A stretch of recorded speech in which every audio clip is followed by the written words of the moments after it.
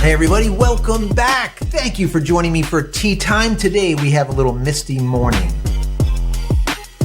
So good. A little bit of that bergamot, I don't know. Anyways, this is kind of odd. I'm in the studio, but most likely you're not watching me on my YouTube channel, are you? You're most likely watching me over on Affinity's platform, right? Affinity's channel instead of mine. Why? Well, it is Lockdown 2020, guys. Lockdown 2020. And I have to say, I'm absolutely honored to be selected as one of the 100 creatives worldwide to be featured here on Lockdown 2020. Thank you. Thank you. If you've been around with me for the last year and a half, thank you for your support. And if you're brand new, I hope you enjoy this content. So let me tell you who I am. I'm Joseph Cristina. I'm a professional commercial photographer, videographer, DP. I'm a designer. I'm also an inventor of photography products, and in my spare time, because I have so much of it, I cover the industry, both tech as well as photo, and I've been doing that for the last decade. Now, as a point of reference, let me just say, I've been using Adobe software for the last 20 years. 2 decades, guys, 2 decades. Well, as of May 2019, I went cold turkey and deleted every single piece of their software from this system, as well as all of the computers in the studio. And that's what gave rise to Life After Adobe Cutting the Cord over on my channel. That series has been doing absolutely fantastic. Now, I went ahead and tested a ton of software to be able to see what type of alternative we can use in studio to produce professional work. And after looking at everything, I ended up going with Affinity products. That's Affinity Photo, designer, as well as publisher. Now, this is not a promotion. This is not an ad spot. If you've been with me in the past year and a half, you know that I am 100% unbiased. So what I'm telling you is simply facts. That being said, today we're going to be doing compositing, but I'm not just going to show you the how, but more importantly, I'm going to tell you the why, because sometimes why is more important than the how. You need to know why so that you can produce something amazing. Now, like every great photo, like great composites, they start with an interesting background and, most importantly, the analysis of the light in that background. Why is that? Well, if you get the light wrong, that's the direction, the color, the intensity, the foreground's going to stick out like a sore thumb.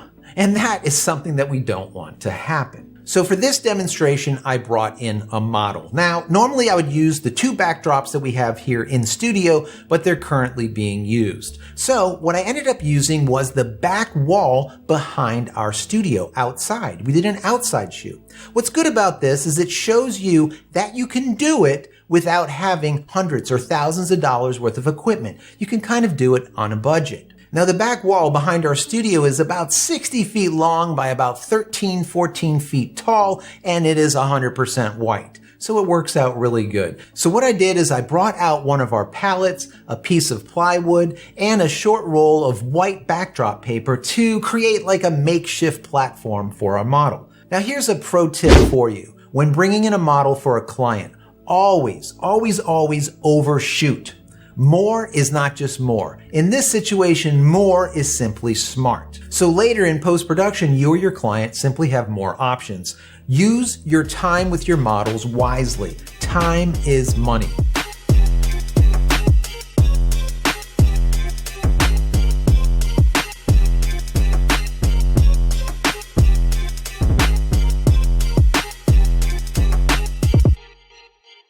So at the time, I didn't know which of the 3 backgrounds I was going to use for this demonstration, so I shot all 3. The first one was a diffused light coming in on the model from the upper left-hand corner, so I used an umbrella to soften the light. The second image was directional light coming in from the left-hand side. That was shot bare bulb. And similarly, the third one was also shot bare bulb, but coming in from the right-hand side, slightly upper right-hand side. So guys, let's jump right into my desktop. Let's start out with the backgrounds that I selected. So this right here would be background number 1. I did not use it for this demonstration, but I did make a composite with it. This is background number 2, and finally this is background number 3. Now background 2 is the one that we're going to use. Now as you can see, the lighting is coming from this direction and it is extremely harsh. Now let's jump into our raw editor. Now here are some of the photos that I took during this photo session. Now remember, I shot the model 3 different ways. As you can see, there's 3 different lighting setups. The first lighting setup, we have the light coming in from the top, very soft, upper left-hand corner. The second one, we have more directional coming in from the left-hand side. And then finally, we have harsh light coming in from the right-hand side. Now, the one that we're going to use is this one. Now to start out with, I always take the PRT, which is my photo reference tool, and I use this to get a baseline for color. If we take the eyedropper and hover over this gray area, we can see that it neutralizes the image. And on the other side of the card with all of the swatches, which is the dual access color control, we can use that same eyedropper and just move around the card until we get the color just the way we want it. Now the question is, how do we want it? So let's go ahead and bring up that background image once again. Let me move this over to the side. And I'll do the same thing with this raw editor. And as we move around the card, we can see how the color is changing. What we want to do is we want to get some blues in there and maybe a little bit of green. This is a good base right here. It's coming up as 3625 by 22. We can make the corrections after in the main image, but that's all we'd have to do is dial it in right here to those numbers and we'll get that specific color range. Now I already made all of the corrections so you don't have to sit through it. And here they are. Now we're going to take this image into Affinity Photo. And finally, we're going to drag in our background image. And there they are. We have the dancer here and we have the background image here. Now, before we do anything, it is always a good practice to duplicate your background. This way you have a baseline. If you ever want to go back to it, you can. So we're going to be working on this layer right above the background layer. Now, we need to remove this man from this background. Now what we're going to use is the in-painting brush tool. That can be found over here by the healing brush. Come down this menu and here it is, in-painting brush tool. Now let's change the size of our brush a little bit. That's perfect. Now we're going to go from the top and we're going to go all the way around this man, but we're just going to stop right around his feet. We'll do the feet after. We only want to go slightly over the edge. We don't want a ton over the edge, just enough so that the software knows what we are removing. That looks pretty good. Now let's let Affinity Photo do the work. Now that's a pretty darn good job. Let's back up. We can see there's a little bit of a darkness here and here. We can fix that using our healing brush. And we do have these random feet hanging here, but that's okay. We'll fix that after. Let's clean this sky up just a little bit. We're going to swap from our in-painting brush over to our healing brush. Now let's increase the size of that brush and grab some sky over here and drag it over to here, maybe some over here, just like that. That looks pretty good. Now we can see that the mountains are kind of messed up. Let's take this mountain and move it right over there. That looks good. Now if we back up, I like it. Not bad at all. Now we're going to switch from our healing brush back over to our in-painting brush. We're going to zoom in and we're going to take this brush down so it's much tighter because we're going to do a more exacting job. We're going to go just around this edge, all the way around this foot. And that should do it. Let's see how well Affinity takes this foot away. There we go. That is really, really nice. Let's move over to the other one.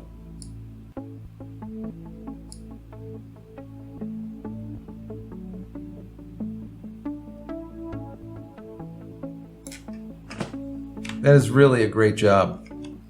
I think that looks fantastic. So now we're going to move our model in. But before we do, we need to see how big the model needs to be in this image so that it makes sense. So let's bring the guy back up. Now, I'm going to create a new layer. This layer is going to be deleted later. So we're going to mark the height of the guy. He's from here to here, and the lighting obviously is coming in at this direction. This way we have a guide, so when we put our model on this background, we know her size. So let's shut this off and now remove the man. So now we're going to select our model to be able to pull her off the background. Now to do that, we're going to use our selection brush tool. But with the new versions of Affinity Photo, there is the ability to use soft edges, and we're going to want to make sure that this is checkmarked. What that will do is reduce the hard edge when we pull the model off the background, making it look a lot more realistic. Now we're going to change our brush size and only select our model. This way, Affinity Photo knows what is the foreground and what is the background that needs to be removed. Now that's pretty good. Now there's multiple ways to be able to really dial this in even better. For me, I like to use Refine. Now what this does is it shows exactly what is going to be considered background and what will be pulled out as the foreground. Now, there's 3 adjustment brushes that we want to be aware of. Number 1 is matte, the second one is foreground, and background. Now, if we use matte, what this is going to do is tell Affinity that we want Affinity to decide what's foreground and background, and we're going to select both the foreground and background. This is perfect for hair. So when we click this, you can see that it really did a good job pulling out those little hairs. But we can see some of the scalp has some red in it. So what we're going to do is use the foreground brush to paint in what is definitely foreground. And you'll see that Affinity will do these calculations and remove this foreground area. But in so doing, it has opened up some of this background. So at this point, we're going to use the background tool and say, listen, this is background. Do not consider this foreground. Now it does its recalculations, and there you go. It does a fantastic job. Now, what I'm going to do is I'm going to go over the entire image like this, and I'm going to speed through this so you don't have to watch me do it. But bear in mind, the final composite is only as good as this selection or this mask. If it's not done well, later on when we composite the background to the foreground, you will see all of those imperfections. So do a good job now, and it's going to save you time later.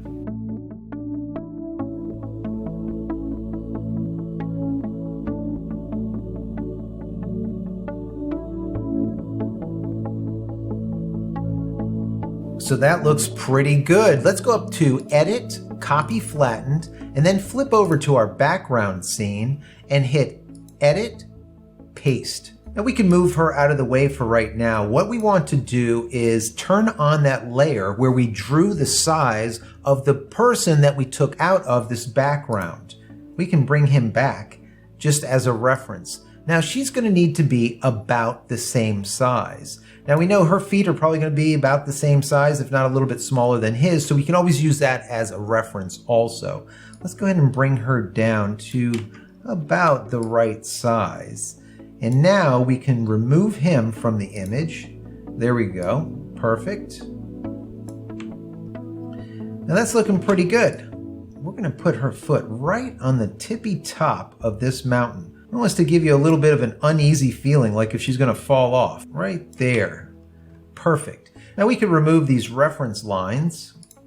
And now we have something coming along here pretty good. We're going to make some corrections now inside Affinity Photo to make it even better so that it really looks like she belongs in this image. So before we go any further, let's take the branding off her shorts. We really don't need these shorts to say Nike. Now, let's go ahead and use our patch tool. That's right over here. And we have to select the layer that we're going to patch, and that would be this primary layer. We're going to go all the way around this logo, just like that. That looks pretty good. There's a little bit of white sticking out right here. We can just switch this over to a healing brush. Take that brush down a little bit, select another area that we want to pick this black up, and just go over that little area. This information here you can't read, so we're going to leave that alone. We can also, while we're here, remove this little thread right here. That works. Now keep in mind, like I've said before, you do not have to do these extreme details if the image is going to be seen at a small resolution like this or a small size. There's no reason to remove a thread that you'll never see. But if we are going to print this large, then it's probably best to remove that thread. Now, we'll go through this. If there's anything else, there's a couple of little marks here. We'll go and remove those while we're at it. And we'll just see if we can find any other spots that should be removed. There's some redness right here we can get rid of. That's fine. Let's go into her face. There's a couple of little spots here, a little something on her cheek. We'll get rid of that. Perfect. And like I said, we do not have to clean this up 110%. If there's something that you want to remove, now is the time to do it. And that looks pretty good to me. Now, when we look at this image, there's a couple of things that stands out. Is the darkness of this black on her shorts in comparison to the absolute darkness to this mountain. So we can do one of two things. We could either lift the black on her shorts or darken the blacks on the mountain. I think what I'd like to do is to increase the contrast overall on these mountains, and by so doing, darken those blacks up. So let's go ahead and make a quick selection over the mountain. And before we do, we have to select the background that we are going to be modifying. And we're going to go over the mountain, just like this. Perfect. And we'll come in here and we'll reduce some of this right here. We'll remove that down a little bit. We'll add this in. That's good. Everything else looks pretty good. It doesn't have to be absolutely perfect because that's all we're going to do is darken these blacks up just a little bit. So now let's go to levels, and we're going to slowly move our blacks till they look just about the same darkness level as her shorts. And I think that is pretty good right about there. Now, how do we know if this is the case or not? Very simply, if we come up here to View, and then go down to Studio and turn on Info. That will bring up this panel over here. If we hover over her shorts, as you can see, the RGB in this column reads as 000255. Now, if we go to the blackest area of these mountains, right about here, you can see that we have 2 for green, 4 for blue, and 255.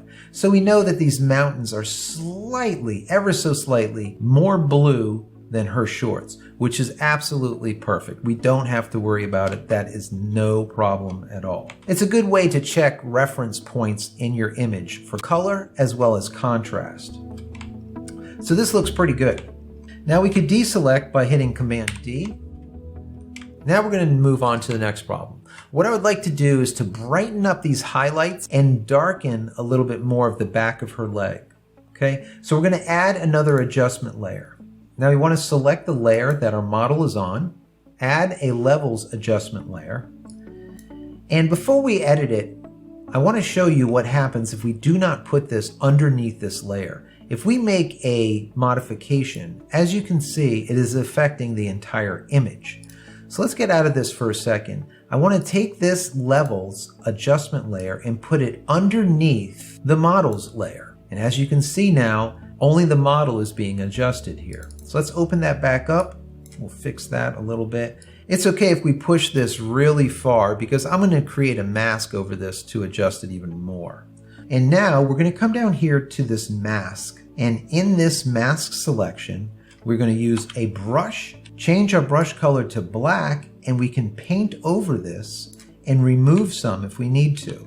So let's go ahead and paint over where her face is because we don't want all of that darkness up here at all. The back of this arm, that can stay like that. The tip of her foot over here, we want to be extremely white.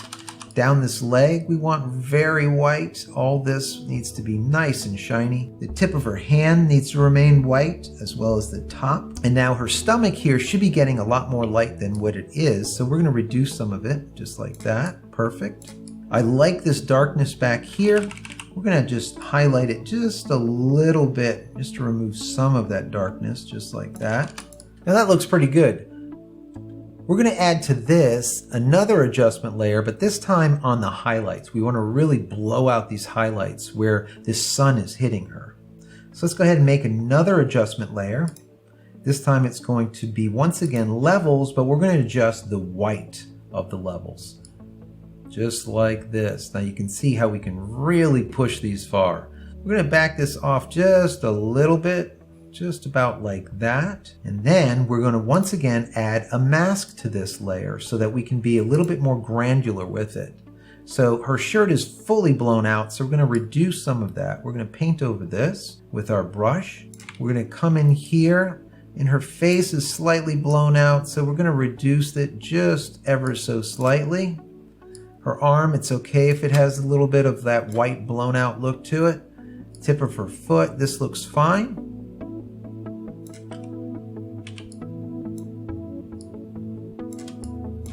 Now, another thing that I see that needs to be addressed here is the saturation. I feel that it's still overly saturated in comparison to the rest of the image. So let's go ahead and fix that. This time we're going to add a vibrancy layer. Now this layer allows you to adjust vibrancy as well as saturation. So before I make that adjustment, let me make sure that this is pulled down underneath our model so that it only adjusts her and not the entire scene. So let's go in here and make this correction or this adjustment. Now I'm going to pull vibrance all the way back.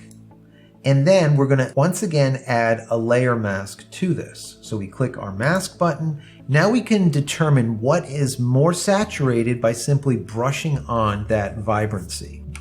Let's go ahead and use our brush. We know if the sun is coming in this direction, most likely her face will be a lot more vibrant than the back of her legs and in the shadow area and her foot. So what we're going to do is paint in this vibrancy over this area where the sun will be hitting her. See how she's getting that color back? I want to take this side of her leg that's hitting the sun and really make sure that that vibrancy is turned up. I'm going to put a little bit of that color back into her leg, just like that. And a little bit on the top of her foot, not the back of her foot. So let's back out and see what we have. That is looking really quite good. Now there's one more thing that I'm going to do here is I'm going to really solidify that her foot is actually on this mountain.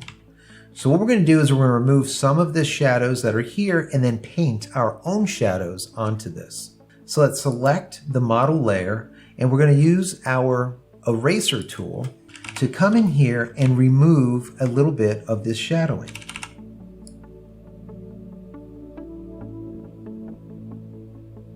And now we're going to add one more layer to paint in some of this darkness, this shadowing. So we're going to make another layer just underneath our models layer. This way, if we paint here, nothing will show up on her because we are underneath her layer. Let's go to this layer and change it to multiply. And then grab our brush tool and we're going to paint on some shadowing.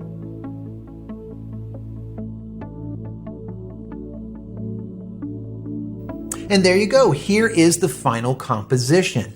I had a blast putting this together. This was a lot of fun. And as promised, here are the two other images that didn't make it into this demonstration. So the first one here you see is that soft light. This is the one that we used the umbrella for, and the light was coming in from the upper left-hand side of the model. I love this. This is just beautiful. And finally, this one was shot bare bulb from the right-hand side. I also like this on the mountaintop. So I want to say thank you to Sarah for this opportunity, and I want to thank you guys for joining me for this short time. Hopefully you've gotten something out of this video, and if you have, please give this video a thumbs up. That would be helpful, and don't forget to subscribe to Affinity's channel.